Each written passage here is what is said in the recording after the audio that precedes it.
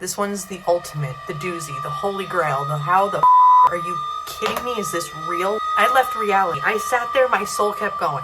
Cheers, weirdos. Let's talk about ghosts.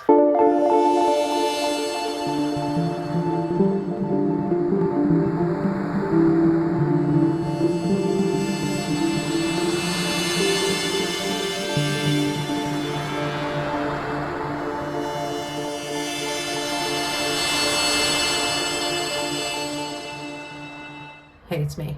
Look at this lamp. It's a UFO. It's a UFO and it's sucking up a cow. No, the video is not about the lamp. It's about this thing that I witnessed and experienced.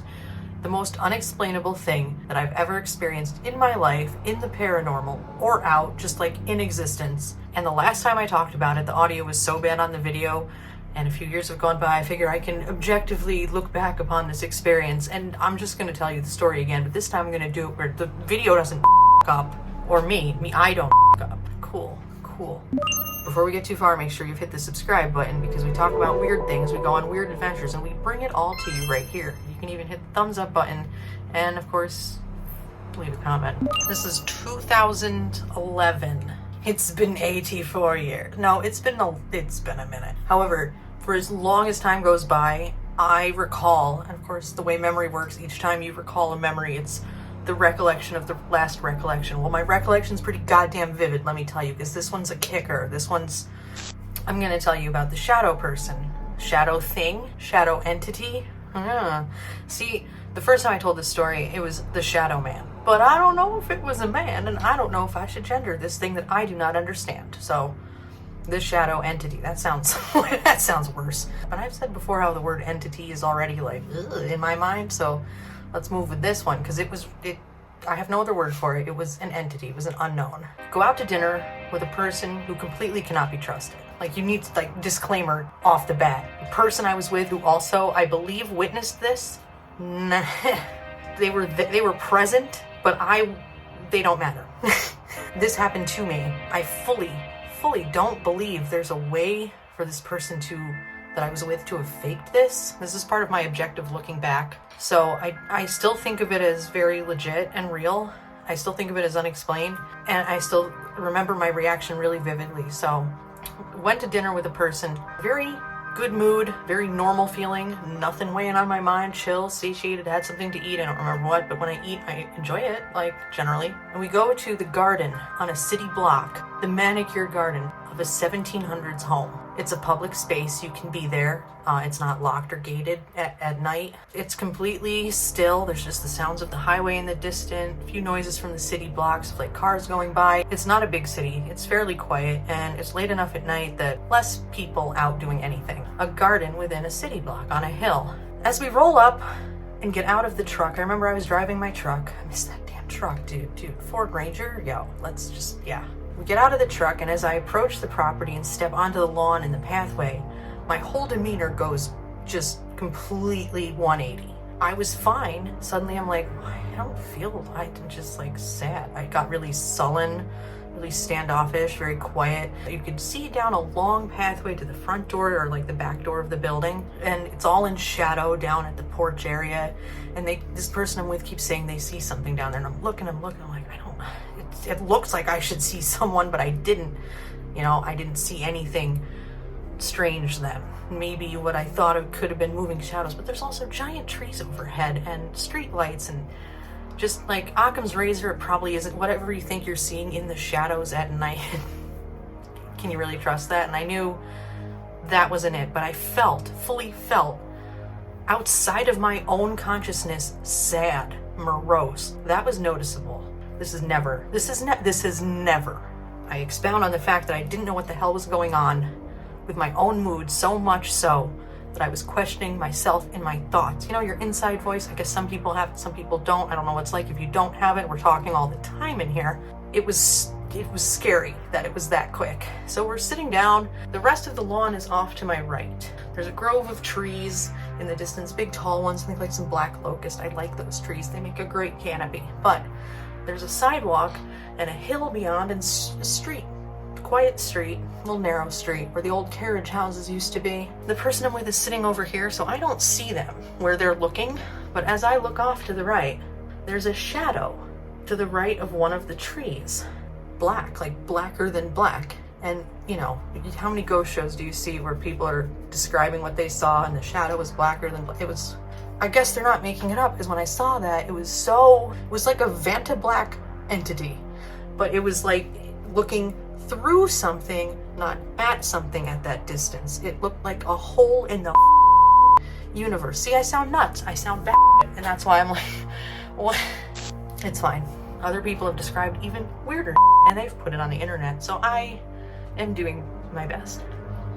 I see this shadow. It has this shape. Again, 2/3 of it is behind a tree. And what's sticking out is a head, shoulders, what looks to be like a rotund-ish body shape, thigh, leg, and then it stops at the knees. And when I looked down and saw that it stopped at the knees, and the knees were 3 or 4 feet off the ground, too high for knees of an adult, I was like, okay.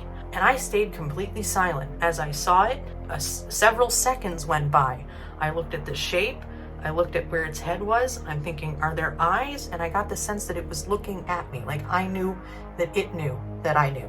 And it knew that I knew that it knew. There was no telecommunication, there was no communication, there was just some sort of understanding, like, I see it, it sees me. It was like making conscious eye contact with something that doesn't have f***ing eyes. So I was so stunned. Here's the thing that plays in my mind over how I reacted, and then taking in all the pop culture media of how people react to seeing these kinds of things.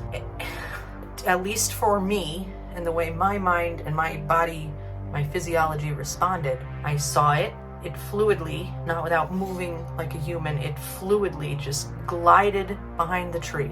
And I thought, shadow of a person on the sidewalk, there was no one there, no one moved. Another few seconds went by, and I turned to the person, and they immediately said, it's time to go. I said nothing. I didn't utter a noise, I didn't scream, I didn't run, I didn't create a panic, I didn't whip out my phone. I don't even think I had a smartphone then, but I wouldn't have known to even be like, oh, like, no. I was stunned into nothing, speechless. And when they said it's time to go, I was just like, okay.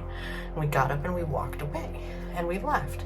And I didn't say anything about what I'd seen until the next day, like on a lunch break at work. It was like, by the way, I saw something last night and I have no idea what it was. Now, remember when I said the person I was with was not to be trusted? That's still true to this day, but I have zero idea, not even an imagining of how any individual would ever be able to fake what I saw. This is a person who was not necessarily artistically capable, or let alone someone who was creating full-on illusions in the streets of the city at night. Like, because of who this person is and the way they operate, there's a tiny smidgen of my mind that's like, could they have set all that up? And the stupid part is, I don't want to believe that, because it was just too weird. And it was at a place, like it occurred at a place that is known for its haunts. It's not a place you can investigate. It is a place that is extremely historic. And there's, outside of maybe a seasonal ghost tour, there's never going to be events or ways for people to experience the paranormal at this place. And it's a little disappointing, but at the same time, everything that it does stand for completely tops anything else about the paranormal, which is legend, it's lore, it's part of the history, but it's not the verified history that needs to be, presented first and foremost when it comes to a historic location like this. So there is no paranormal access, and what paranormal access I did have back in the day, I don't think it'll ever happen again. I am grateful to have been able to be there repeatedly.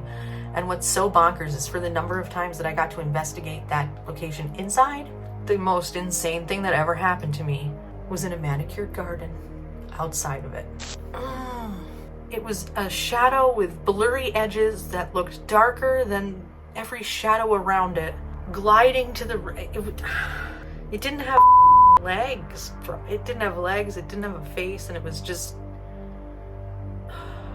Now, here's the thing. If it happened now me would have walked right over there and been like, dude, did you see that? Like, I would have reacted different. But this was, I think, right after or right before my first investigation with the structure of a team. I mean, it was a minimal structure that was chaotic and changed like every couple weeks, but it was, this is the equipment, this is what we do, that kind of structure. I was so new to really just going out at night more, because everything I'd done before that, like in college and stuff, was during a lot in the day.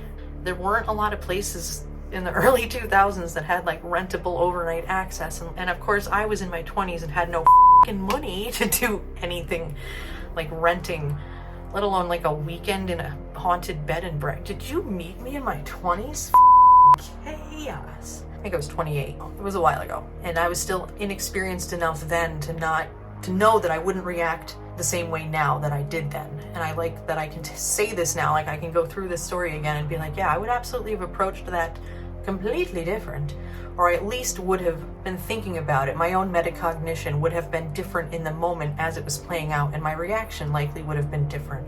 Still stunned, for sure. There's nothing, even when you're sitting there for hours in the quiet, in the dark, it's startling because as much as you're expecting anything, whatever it is that happens is still unexpected. It's like, it's this caveat, it's this catch-22 of expecting the unexpected, I guess. But I still obviously would have been super startled, but I think I would have gone and checked out the space. I would have probably said something. I haven't seen anything that solid, that visual, that close in a long time. Even the thing we saw at Waverly was 3 times the distance down a hallway and inside. So it's just, for such a lit up external atmosphere, and for that to happen, for that visual to take place, like how the hell?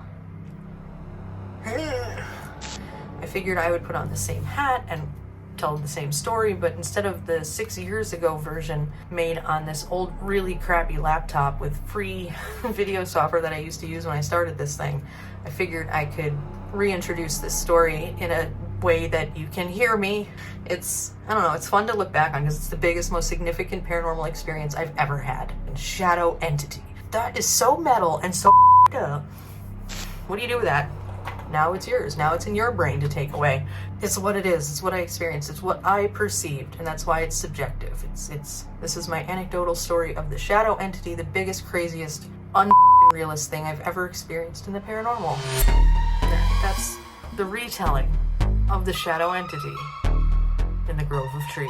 So if you enjoyed me talking and you listening, hit the subscribe button. Be sure to leave a comment. Let me know what you think about the shadow entity. And of course, stay your weirdest.